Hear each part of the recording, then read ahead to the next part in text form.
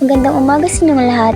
Ito nga pala ang pangkat 8. Ako nga pala si Angeline Butaya at kasama ko pala sina Jerry May Maghari, Kimberly Yonson at JV Memoracion. Tatalakayin ko ngayon, Unit 14, Kakayahang Sociolinguistic. Sa unit na ito, tatalakayin natin ang 4 na aralin. Aralin 1, Ugnayan ng Wika at Lipunan. Aralin 2, Dialect. Aralin 3, Sociolic. At Aralin 4, Idiolic. Layunin. Pagkatapos ng araling ito, ang mga mag-aaral ay naasahang nailalahad ang ugnayan ng wika at lipunan. Unit 14, Kakayahang Sociolinguistic. Ang kakayahang sociolinguistic ay nakatuon sa kakayahan ng tao na gamitin ang kanyang wika sa pang-araw-araw na pamumuhay sa panlipunang konteksto. Ito ay kailangang maunawaan batay sa pagtukoy kung sino, paano, kailan, saan at bakit nangyari ang sitwasyong komunikatibo. Sa unit na ito, tatalakayin natin ang ugnayan ng wika at lipunan na kinapapalooban ng dialect, sociolic, at idiolic. Ugnayan ng wika at lipunan. Wika ang nagbibigkis o nag-uugnay sa bawat tao. Ang wika ay isang medium o instrumento ng pakikisalamuha o sosyalisasyon. Ibig sabihin, ang relasyong sosyal ay hindi iiral kung wala ito. Ang pagkakaroon ng wika ay tanda o simbolo ng katatagan, tibay at pagkakaisa. Ang pagiging kumpleto at kaganapan ng wika ay nasa paggamit ng isang pangkat o lipunan, hindi ng isang individual lamang. Malaki ang ugnayan ng wika at lipunan dahil kapwa nila na iimpluwensyahan at nahuhubog ang isa't isa. Ang wika ang sinasabing ugat ng pagkakaunawaan at komunikasyon ng mga tao sa lipunan. At sa isang lipunan, mayroon namang nabubuo ang mga kultura at pagpapahalaga sa pamamagitan ng wika. Ayon sa sociolinguistikong teorya, heterogeneous ang wika sapagkat magkakaiba ang bawat individual at pangkat na may magkakaibang ginagalawan, interes, gawain, kaalaman at iba pa. Bagaman ang mga tao ay may kani-kanilang idiolic o bukod tanging paraan, katangian at gawi sa paggamit ng wika, sila ay maaaring pagsamahin ayon sa iba't ibang paraan, linguistiko at sosyal. Halimbawa, nagsasama-sama ang isang grupo dahil sa isang komportableng wikang ginagamit at naiintindihan ng mga kasapi. Maaaring gawing halimbawa dito ay ang mga nasa ikatlong kasarian na komportableng gamitin ang kanilang gay lingo o swordspeak. Ang mga halimbawa nito ay Tom Jones na akech o gutom na ako, Girly Mendoza, pag-girl o paanyang babaeng gayak, Jukas o bukas, Rampage, rampa o gala. Ang wika ay ginagawang higit na makulay ng mga nasa ikatlong kasarian. Isa pa ang halimbawa, nagsasama-sama ang mga individual na may parehong socio-economic na kalagayan, pananampalataya, hilig, gawi at iba pa. Bawat pangkat ng tao ay may kani-kanilang gawi sa pagsasalita at salitang ginagamit. Mula sa mga nabanggit na halimbawa, maaaring makabuo ng iba't ibang dialect o sociolic. Paglalarawan, nagbibigay daan ang pang-geographical na dimension o geographical dimension upang magkaroon ng dialect. Halimbawa, Tagalog Quezon, Tagalog Bulacan, Tagalog Marinduque, Tagalog Camarines Norte at iba pa. Nagiging tulay ang panlipunang dimension o social dimension sa pagkakaroon ng sociolic. Halimbawa, wika ng mag-aaral, wika ng mass media, wika ng LGBTQ at iba pa. Ang wika ang pangunahing susi upang magkaroon ng maayos na ugnayan sa lipunan. Ito ang daluyan ng pagkakaunawaan sa kabila ng katotohanang may pagkakaiba-iba sa paraan, katangian at gawi ng paggamit ng wika. Ano man ang gawi sa pagsasalita at salitang ginagamit sa bawat pangkat ay binibigkis pa rin ng wika ang lipunan. Dumako naman tayo sa aralin 2, dialect. Naman natin ngayon ay dialect. Bago natin simulan, alamin muna natin ang layunin. Pagkatapos ng araling ito, ang mga mag-aaral ay inaasahang maipaliliwanag ang kahulugan ng dialect at ang pagkakaiba ng dialect ng ilang piling lugar. Ang Pilipinas ay may 9 na pangunahing wika. Ito ay ang Tagalog, Hiligaynon, Ilocano, Cebuano, Kapampangan, Bicol, Waray, Pangansinense at Maranao. Ito ay resulta ng pagbabago ng isang wika na ginagamit sa iba't ibang paraan ng mga tao sa iba't ibang lugar. May iba't ibang variety ang bawat wika. Isa sa mga ito ay ang dialect. Ang dialect ay ang natatanging paraan ng pagsasalita ng isang wika. Halimbawa, wikang Bicol o wikang Tagalog. Tumutukoy ang dialect sa pagkakaroon ng iba't ibang version at paraan kung paano sinasalita, gaya ng pagkakaiba-iba sa punto, diin, pagbigkas at iba pa. Ayon sa tinatawag nating dialect, ang wika ay maaring magbago dahil sa iba't ibang paraan ng paggamit ng mga tao mula sa iba't ibang lugar. So, ang isang wika ay ginagamit sa isang particular na lugar at sa ibang mga lugar ay maaring makapagdulot na tinatawag nating variation. At bilang halimbawa, ang Tagalog na wika dito sa Pilipinas ay hindi lamang nananatiling Tagalog dahil ginagamit ito sa iba't ibang lugar. So, marami tayong iba't ibang anyo ng Tagalog, iba-iba ang paraan ng paggamit at pagbigkas at ng mga bokabularyo dahil ginagamit nga siya sa ibang lugar. Ang dialect ay nabubuo sa dimensyong geographical. Ito ay dialekto o dialect. Ang dialekto o dialect ay ang wikang ginagamit sa isang particular na rehiyon, pook o lalawigan, malaki man ito o maliit. Makikilala sa pamamagitan ng punto o tono at sa estruktura ng pangungusap. Kung ating mapapansin, may mga tao tayong nakakausap na bagaman iisang wika ang ating gamit. Gaya ng halimbawa ng Tagalog ay may pagkakaiba sa pagbigkas ng mga salita. May mga pagkakataon ding matutuklasan natin na may mga salitang magkaiba kayo ng kahulugan. Halimbawa na lang ng salitang hangal sa Mulanay, Quezon ay nangangahulugang nagbabata-bataan. Sa Maynila naman, ang salitang hangal ay may pangit na kahulugan sapagkat ito ay tumutukoy sa walang alam, walang kwenta at walang pakinabang. Higit na masama sa kahulugan nito kaysa sa pag-iisip bata. Pag-aralan naman natin ang dialect ng mga taga-Mulanay, Quezon, Lemery, Batangas at Maynila. Sa Quezon or Mulanay, ang tono ng pagsasalita nila ay pabagsak ang tono, madiin at medyo matigas ang pagbigkas. Sa Batangas naman o Lemery, paindayog ang punto, maespasyo, tila pagalit ang pagbigkas. Sa Batangas naman o Lemery, paindayog ang punto, maespasyo, tila pagalit ang pagbigkas. Sa Manila naman ay katamtaman ang punto, diin at pagbigkas. So, mapapansin natin iba-iba ang version, ang paraan kung paano ito sinasalita, magkaiba rin ang diin, punto at pagbigkas. Kapag nag-uusap ang mga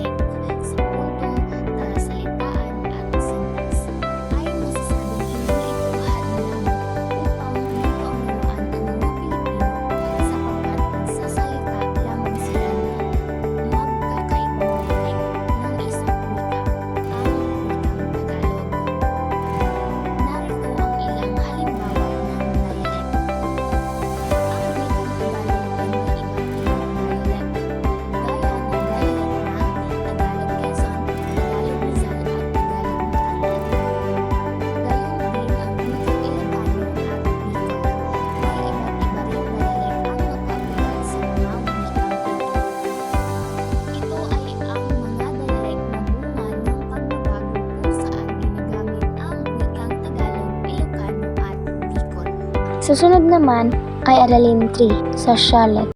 Aralin 3, Sociology.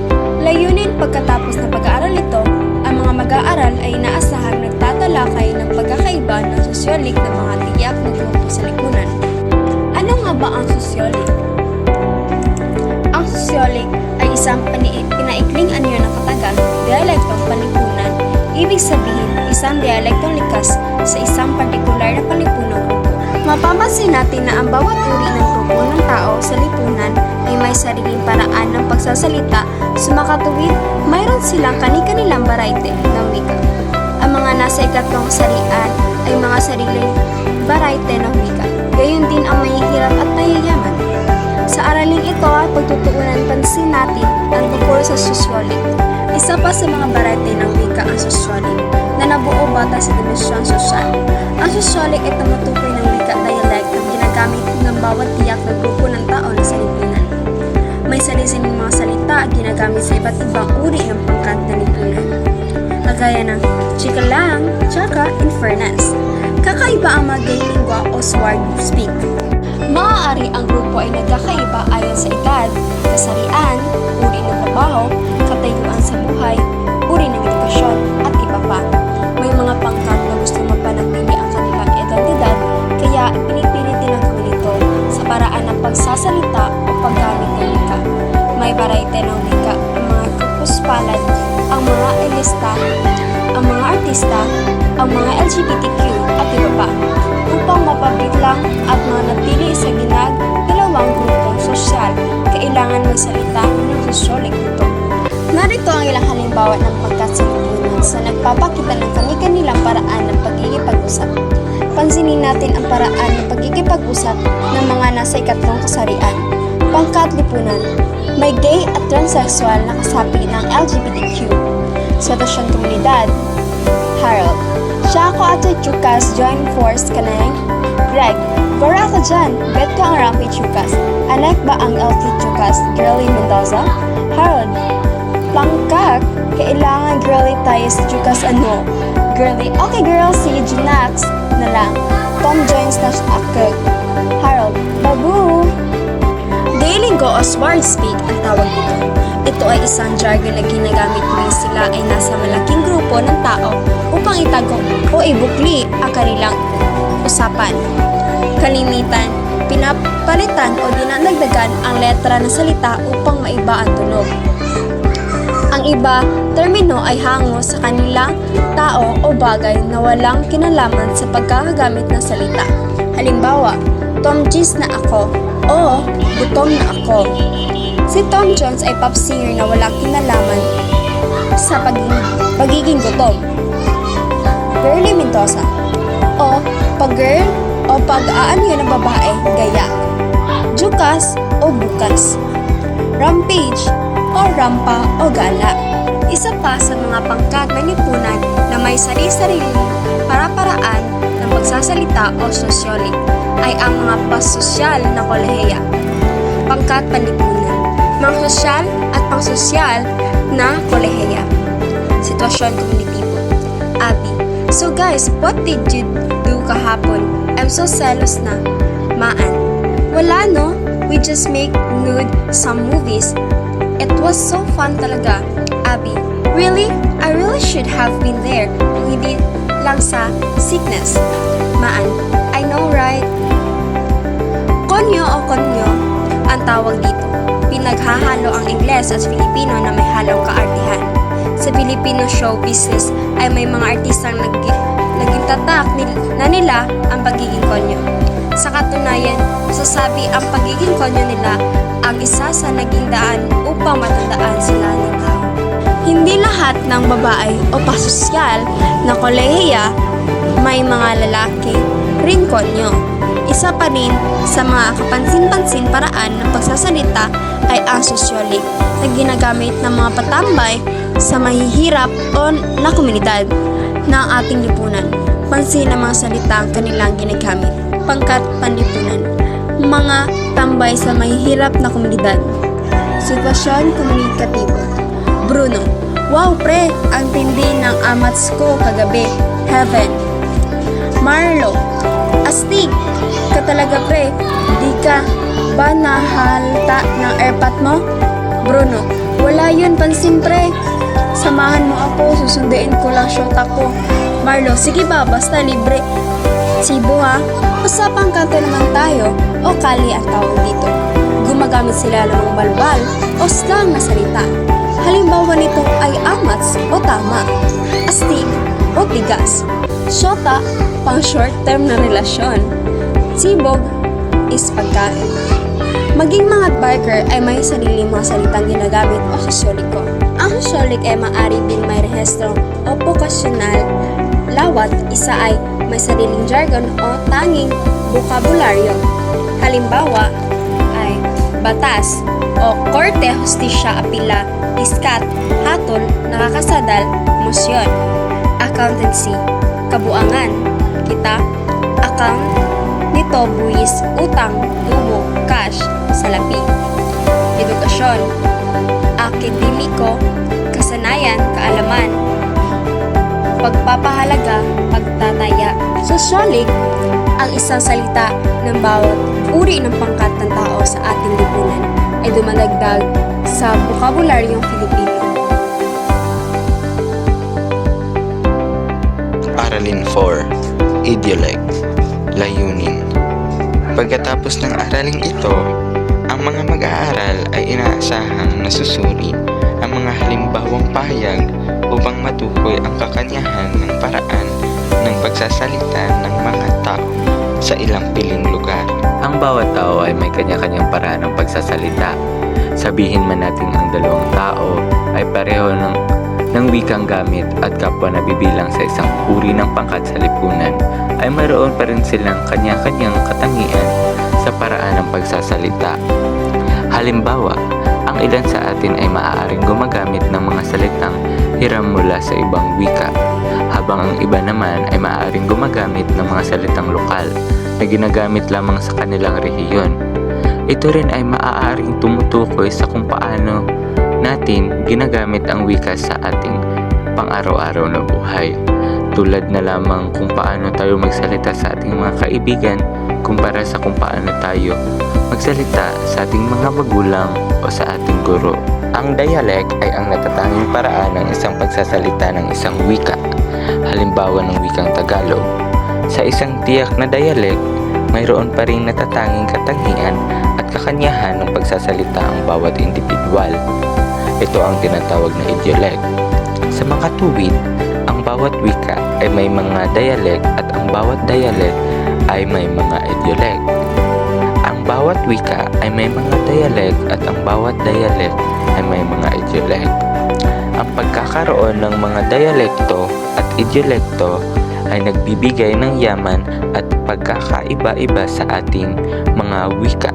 Ayon sa mga eksperto, ang boses at katangiang pisikal ang dahilan kung bakit nagkakaroon ng idiolect o pansariling katangian sa pagsasalita. Sa katunayan, makikilala natin ang isang tao sa paraan mismo ng kanyang pagsasalita. Pansinin, sa tuwing may napapanood tayong impersonator o nanggagaya ng personalidad ng isang sikat na tao, ay madali nating matukoy kung sino ang kanyang ginagaya. Sinasabi ng mga eksperto na kung paano nakakaapekto ang boses at pisikal na katangian ng isang tao sa kanyang idiolect o ang kanyang natatanging paraan ng pagsasalita. Sa madaling salita, ang ating boses at paraan ng pagsasalita ay nagbibigay ng natatanging pagkakakilanlan sa atin.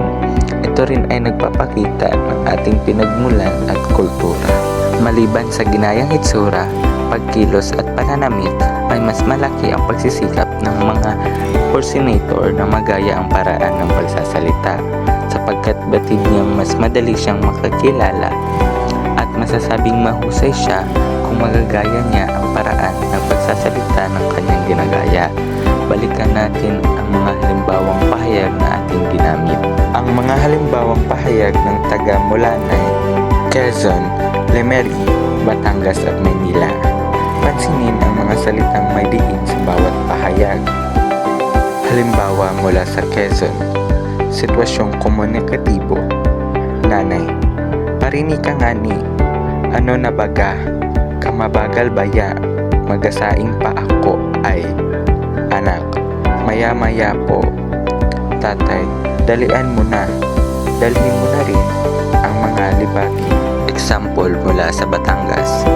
Nanay, parni ka nga, ano ga, ala pagkabagal naman magsasaing pa ako Anak, sandali lang po. Tatay, bilisan mo, dalhin mo rin ang mga tubal. Tatak at bukod tangi sa mga Batanggenyo ang salitang ala Sa halip na po at opo, gumagamit sila ng ho at oho. Nanay, halika nga, ano ba? Napakabagal naman kasi. Magsasaing pa ako Anak, sandali lang po. Tatay, bilisan mo na. Dalhin mo rin ang mga labahan. Likas sa Tagalog, Manila ang pagbanggit ng katagang nga, ba at kasi. Kagaya rin naman ng iba, mahilig ding magkabit ng sa dulo ng pahayag ang mga Tagalog Manila. Bawat tao ay may sariling paraan ng pagsasalita o idiolect, kahit pa siya ay nabibilang sa isang lugar na may sariling dialect. At dito natatapos ang Aralin 4 na idiolect.